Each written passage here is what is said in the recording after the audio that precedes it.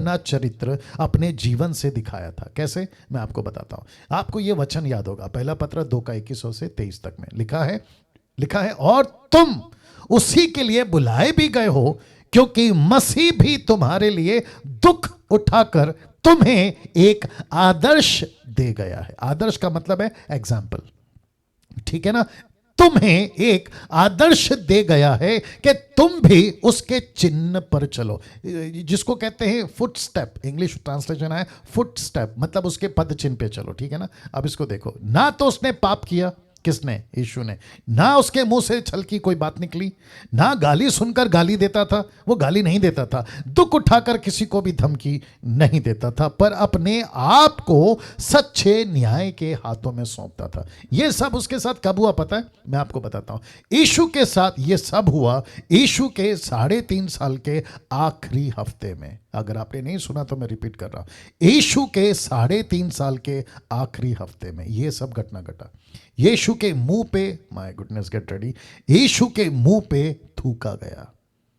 यीशु के मुंह को पट्टी बांध के जोर से थप्पड़ लगाया गया।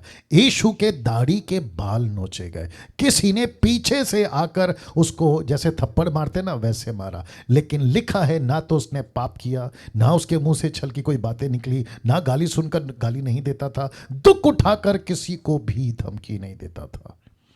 जबकि पतरस ने, याद होगा आपको, मैं थोड़ा बात करना चाहूंगा।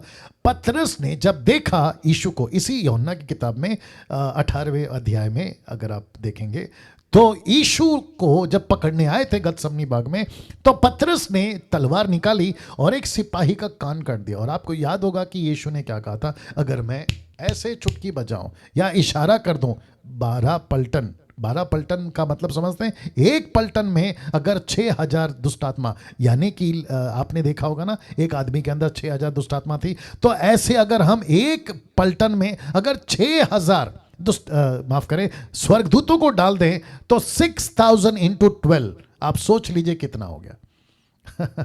आ रही है ना बात समझ में? तो इतने स्वर्गदूत पतरस एक चुटकी में आ जाएंगे। मैं चाहूं तो क्या नहीं कर सकता। तब जाकर पतरस लिखता है, देख लीजिए, ये पतरस का लेटर है, ये पतरस का लेटर है। पतरस कहता है, ना तो उसने पाप किया, ना उसके मुंह से छल की कोई बात निकली, ना गाली सुनकर गाली नहीं देता था। वह गाली सुनकर गाली नहीं देता था। आजकल क्या चल रहा है मैं आपको बताता हूं। अगर आपको कोई धमकी दे दे, आपको कोई भला बुरा बोल दे, आपके नाम के ऊपर कुछ भी कर दे, तो आप क्या क्या और कैसे कैसे रिएक्ट करते हैं आप सभी जानते हैं। आपकी चर्च की बात कर रहा हूं, आपके पड़ोसी की बात कर रहा हूं। क्या करूं, एक एग्जांपल आ रहा है, दे देता हूं, बहुत ध्यान से सुनेगा क्योंकि डीटी है तो मेरे को बोलना ही पड़ेगा।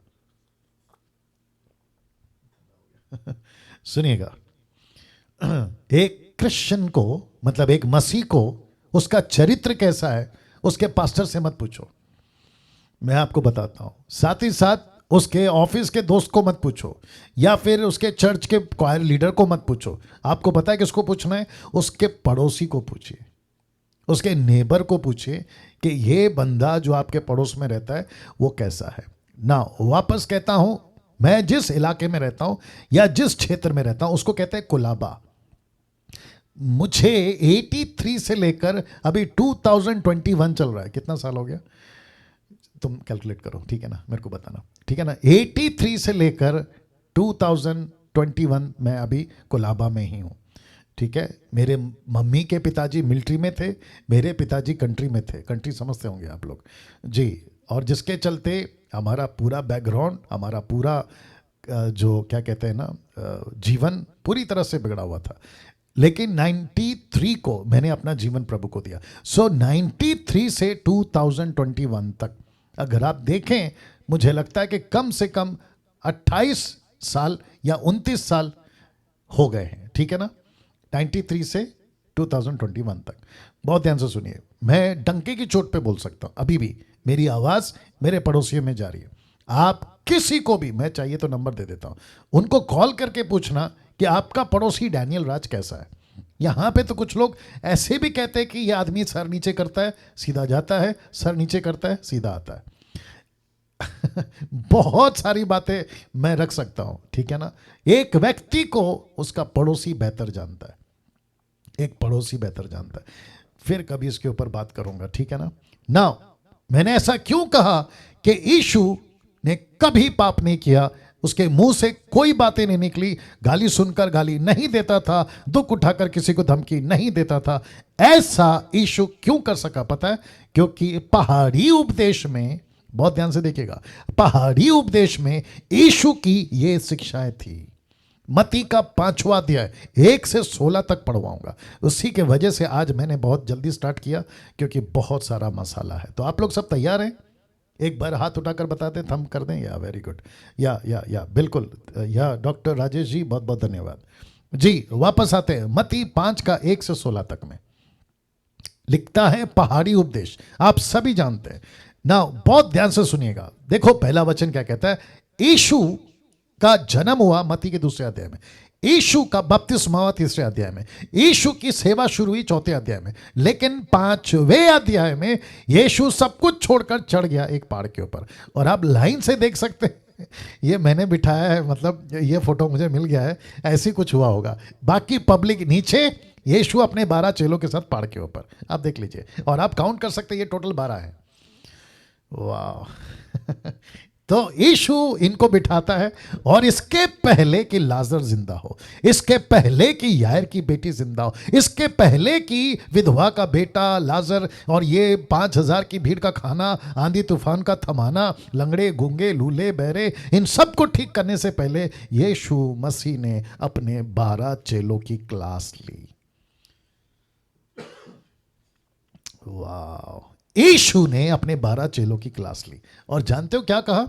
लिखा है वह इस भीड़ को देखकर पहाड़ पर चढ़ गया, और जब बैठ गया तो उसके चेले उसके पास आए। यूट्यूब के लोग आप ही सुनिएगा, वचन 2, वह अपना मुंह खोलकर उन्हें यह उपदेश देने लगा। उपदेश का ग्रीक ट्रांसलेशन है डिडास्का, ठीक है ना। वह अपना मुंह खोलकर उन्हें उपदेश देने लगा। तो सबसे पहला उपदेश लिखा है, जितना लाल में किया होना, कम से कम 9 बार। कितनी बार? 9 बार ये शब्द मिलेगा, धन्य है, धन्य है, धन्य है। तो लिखा है, धन्य है वे जो मन के दीन हैं, क्योंकि स्वर्ग का राज्य उन्हीं का है। एक क्रिश्चियन कैरेक्टर कैसा होना चाहिए? वो मन का दीन होना चाहिए। दीन, इसका मतलब है उसका जो नेचर है, स्वभाव है, कैरेक्टर है, आप भी सुनिए यूट्यूब के लोगों, वो मन का दीन होना चाहिए। अब देखिए चौथा वचन कहता है, धन्य है वे जो शोक करते हैं, क्योंकि वे शांति पाएंगे। इसका मतलब क्या पता है? कहाँ लिखा है, रेफरेंस याद नहीं आ रहा। नीति वचन में लिखा है कि बर्थडे पार्टी में जाने से अच्छा मैयत के घर में जाना बेहतर है। कैसे बोले आई बात समझ में? किसी के घर में खुशी है, वहां जाने से बेहतर किसी के घर में मौत हो गई है, उसके घर पे जाना बेहतर है। पूछा गया क्यों? बोला जहां खुशी है वहां सब हंस रहे हैं, लेकिन जहां मौत हो गई है तुम जाओगे तो थोड़ा तसल्ली देकर आओगे। तो लिखता है, धन्य है वे जो शोक करते हैं। इसका मतलब क्या पता है? जो दूसरों के लिए, नाउ गेट रेडी मैं जानता हूं कि कुछ लोगों को आउट ऑफ कंट्रोल हो जाएगा। जो दूसरों के लिए रोते हैं, वाह, जो दूसरों के लिए रोते हैं, जो दूसरों के उद्धार के लिए रोते हैं, जो दूसरों का मन बदले उसके लिए रोते हैं। पहला लिखा है, जो दीन है, जो दीन है, उनके हृदय में नफरत नहीं, ईर्ष्या नहीं, कुड़कुड़ाहट नहीं, किसी प्रकार की बातें नहीं। ऐसा कैरेक्टर यीशु का था, और ऐसे कैरेक्टर की बात वो अपने 12 चेलों को सिखा रहा है, और कहता है कि अगर तुमको ऐसा धन्य बनना है तो तुमको दीन होना होगा, धन्य बनना है तो तुमको शोक करना होगा। किसी ने पूछा, मुझे कई बार लोग पूछते हैं कि लाजर की कब्र पर यीशु क्यों रोया? अब आपको जवाब मिल गया होगा। यीशु दूसरों की मौत पे शोक करते थे, दूसरों के दुख पे शोक आता था, दूसरों के आंसुओं को वो नहीं देख पाते थे। मैंने संडे को कहा था, जब विधवा औरत का बेटा मर गया, नैन गांव से वो अपने बेटे को लेकर आ रही थी, तो यीशु के मुंह से पहला शब्द क्या निकला पता है? एक ही निकला, मत रो, डोंट क्राई, मत रो, मत रो, यही निकला। क्यों? क्योंकि यीशु को पता था कि किसी की मौत होती है, आंसू बहते हैं, किसी का दुख होता है, आंसू बहते हैं। तो यीशु कहता है, धन्य हैं जो शोक करते हैं, क्योंकि वे शांति पाएंगे। इसका मतलब क्या है? जो दूसरों के लिए दुख उठाता है, दूसरों के लिए परेशान होता है। कैसे बताऊं? देखिए थोड़ा लंबा हो जाएगा, आउट ऑफ द बॉक्स जाना पड़ेगा। ठीक है, जाता हूं। देखिए मैंने एक एग्जाम्पल दिया था, उसका नाम था नेहमाया। लिखा है जब उसने देखा कि खुदा का घर टूट गया है, जब उसने देखा शहर पना टूट गई है, फाटक जले हुए हैं, कुछ भी ठीक नहीं है। नेहमिया की किताब 1:4 लिखा है, वो बैठकर रोने लगा, वो बैठकर रोने लगा। ऐसा व्यक्ति जिसको परमेश्वर उसका हृदय को देखता है, कहता है कि वो शांति पाएंगे। पता है क्यों शांति पाएंगे? यहां पाएंगे, प्रेज गॉड, लेकिन अनंत काल का जीवन में शांति पाएंगे। वचन 5, ये रहा तीसरा धन्य। लिखा है धन्य है वे जो नम्र हैं। क्यों? क्योंकि वे पृथ्वी के अधिकारी होंगे। वाह, मैं एक एग्जाम्पल रखूंगा ना, तब आपको पता चलेगा। तो नम्रता जिसको कहते हैं हम्बलनेस, याद आ गया होगा आपको। मैंने कहा था कि यीशु से 4 कैरेक्टर से हम ये सब सीखेंगे। तो यीशु कहता है नम्र बनो, नम्र बनो। कुछ लोग हैं ग्रुप में अभी भी, कुछ लोग हैं मसीह मंथन में अभी भी, कुछ लोग हैं यूट्यूब पर अभी भी, कुछ लोग हैं मसीह के देह में अभी भी, जिन्होंने सब कुछ त्यागा है प्रभु के लिए। मूर्ति पूजा त्यागा, पाप को त्यागा, संसार को त्यागा, लेकिन उनसे ये नम्रता वाली बात नहीं आ रही है। वो अभी भी अपने जिद पे हैं, वो अभी भी अपने हट पर हैं, वो अभी भी एरोगेंस में हैं, और हम्बलनेस तो दूर तक नहीं है। लेकिन यीशु कहता है धन्य है वे जो नम्र हैं। इसका मतलब क्या पता है? अगर आपको कोई करेक्शन करता है ना, तो आपको करेक्शन लेना है। अगर आपको कोई, देखिए मती का 7:12 याद है किसी को? निकालो मती 7:12, 1 सेकंड दीजिए। मती 7:12, Matthew 7:12। Glory to God, hallelujah Jesus. थोड़ा सा बर्दाश्त करेंगे प्लीज। या मती 7:12, मती 7:12, मैथ्यू 7:12। देखिए क्या लिखा है, कहां गया? 7:12 किधर है? हाँ, लिखा है इस कारण जो कुछ तुम चाहते हो कि मनुष्य तुम्हारे साथ करे, तुम भी उनके साथ वैसा। इसको कहते हैं गोल्डन स्क्रिप्चर या गोल्डन वर्स। आपको याद होगा, बाइबल स्कॉलर्स वाले इसको ऐसे ही कहते हैं, गोल्डन वर्स। आप अगर चाहते हैं आपके अधीन कोई रहे, तो कहता है तू पहले अधीन रहे। आप चाहते हैं कि कोई आपसे प्यार से पेश आए, तो कहता है तू प्यार से पेश आ जा। अगर आप चाहते हैं कि वो नम्र बने, आपको नम्र बनना है, क्योंकि धन्य है वे जो नम्र हैं, क्योंकि वे पृथ्वी के अधिकारी होंगे। ये रहा 6वां वचन। लिखा है धन्य है वे जो धर्म के भूखे और प्यासे हैं, क्योंकि वे तृप्त हो जाएंगे। अभी यहां पे ना शिफ्ट हो गया। देखिए मैं आपको बताता हूं शिफ्ट कैसे हो गया। यहां पे क्या कहता है? धन्य है जो मन के दीन है, फिर कहता है धन्य है जो शोक करता है, फिर कहता है धन्य है जो नम्र है। लेकिन यहां पे शिफ्ट हो गया। अब आपको पता है ये कहां चला गया? यीशु कहता है धन्य है जो धर्म के भूखे और प्यासे। ये आ गई मिनिस्ट्री, ये आ गया परमेश्वर, ये आ गई सेवा, ये आ गया मिशन।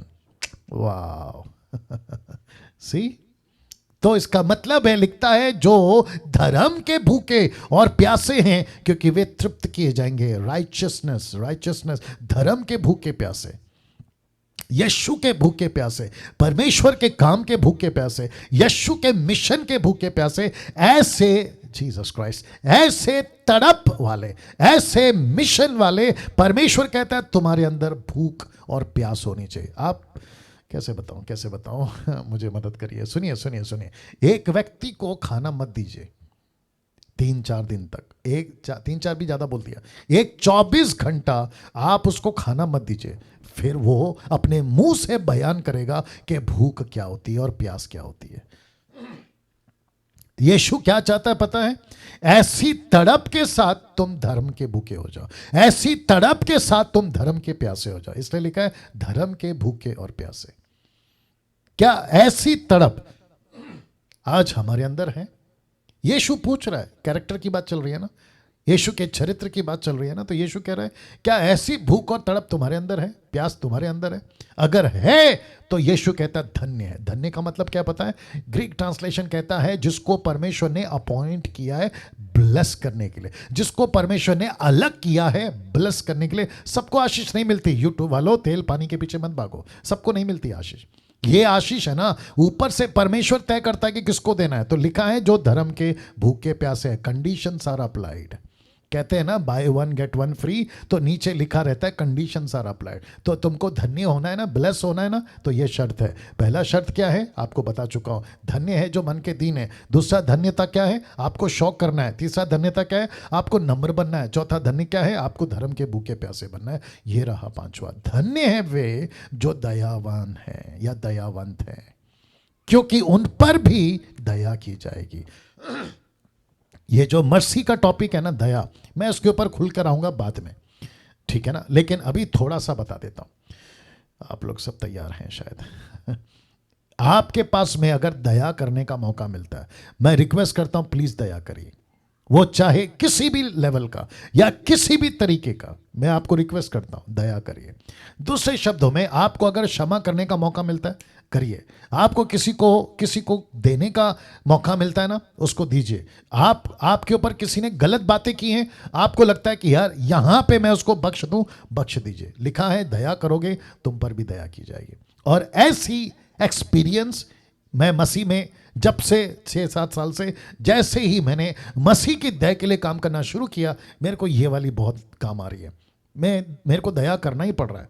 बहुत सारे सिचुएशन ऐसे मैं नहीं बता सकता, लेकिन आपको और मुझको सीखना होगा कि प्रभु हम दया करेंगे। क्यों? क्योंकि वचन कहता है तुम पर भी दया की जाएगी। क्योंकि हमको नहीं पता ना हमको कब कब दया की जरूरत है, लेकिन लिखा है कि तुम पर भी दया की जाएगी। क्यों की जाएगी? क्योंकि तुमने पहले दया किया ना। साथ ही साथ में मैं रिक्वेस्ट करता हूं, बहुत ध्यान से सुनिए, आपके पास अगर पैसा है गरीब को देने के लिए, किसी को खाना खिलाने के लिए, किसी को मदद करने के लिए, किसी को आपके पुराने कपड़े देने के लिए, किसी को आपको मतलब कोई भी तरीके से अगर मदद करने की आपके अंदर ताकत है, हैसियत है, मैं रिक्वेस्ट करता हूं प्लीज करिए। पता है क्यों? क्योंकि परमेश्वर इसकी गिनती करता है, इसकी गिनती करता है, इसको गिनता है। और परमेश्वर को बहुत अच्छा लगता है जब कोई ऐसा करता है। मेरे पास वक्त नहीं है यह बताने के लिए कि मत्ती के 26वें अध्याय में यीशु ने कहा मैं जेल में था तुम मुझे मिलने आए, मैं भूखा था तुमने पानी पिलाया, खाना खिलाया, मैं प्यासा था तुमने पानी पिलाया, मैं हॉस्पिटल में था तुम मुझे मिलने आए। याद आ गया? तो वो पूछते हैं कि आप कब भूखे थे, प्यासे थे, जेल में थे, हॉस्पिटल में थे? यीशु कहता है जिसने छोटे से किया उसने मेरे साथ किया। यस और नो?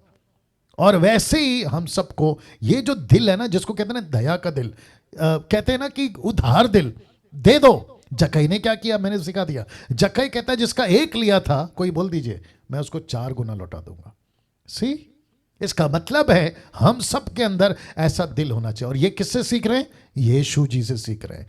ये देखो 8वां वचन लिखा है धन्य वे जिनके मन शुद्ध है। क्यों? क्योंकि वे परमेश्वर को देखेंगे। क्या बात है। इसका मतलब है कि हम सभी को अपने मन को, अपने जहन को, अपने कैरेक्टर को, अपने चरित्र को इसलिए शुद्ध रखना है। क्यों? क्योंकि हमको परमेश्वर को देखना है। मैंने कल ही कहा था जिसका कैरेक्टर ठीक नहीं है परमेश्वर उसके साथ संगति नहीं करेगा। जिसका मन शुद्ध नहीं है वो परमेश्वर को नहीं देख पाएगा। दूसरे शब्दों में वो परमेश्वर को नहीं देखेंगे अस्तित्व में, अभी यहां की बात। और जैसे ही हम स्वर्ग में जाएंगे वहां पर हमारा हिसाब हो जाएगा। मन शुद्ध नहीं था, मन में उल्टी सीधी बातें थी, नफरत था, दूसरों के प्रति भय था, न जाने गंदगी भर के रखी थी। ऐसे लोग परमेश्वर को नहीं देखेंगे। इस बात की चर्चा यहां पे कर रहा है ना। वचन 9 कहता है धन्य वे, ये मेरे को बहुत अच्छा लगता है, लिखा है जो मेल कराने वाले हैं क्योंकि वे परमेश्वर के पुत्र कहलाएंगे। आपको याद आ गया दानियल 12:1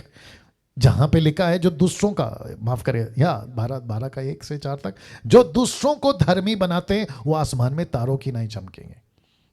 तो धन्य है जो मेल कराते हैं, पीस मेकर, मतलब परमेश्वर के साथ में मेल करा देते हैं। इसको कहते हैं reconciliation ministry. 2 Corinthians chapter 5 verse 18-19 आपने पढ़ा होगा। तो इसका मतलब है कि हम सब मसीह मंथन के लोगों, यूट्यूब के लोगों, हम सब कौन है पता है?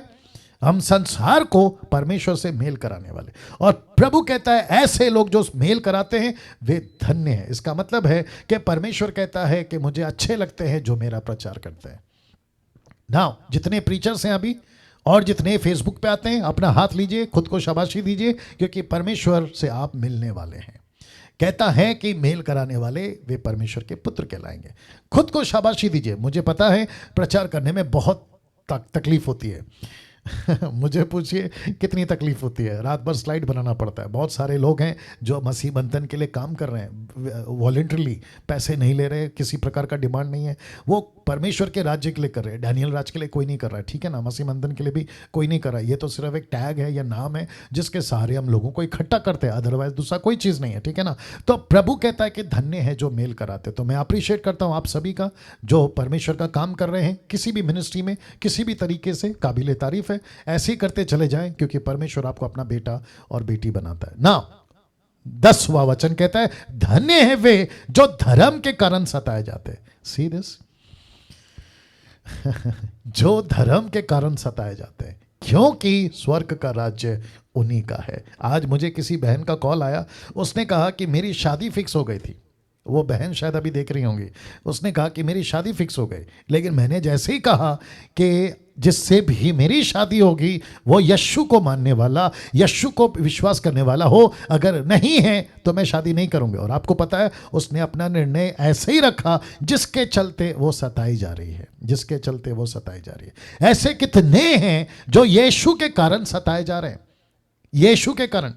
बाइबल पढ़ रहे हैं, सताए जा रहे हैं, वचन पे चल रहे हैं, सताए जा रहे हैं, चर्च जा रहे हैं, सताए जा रहे हैं, यीशु का काम कर रहे हैं, सताए जा रहे हैं, यीशु की गवाही दे रहे हैं, सताए जा रहे हैं। ऐसे लोग को प्रभु कहता है स्वर्ग का राज्य उन्हीं का है।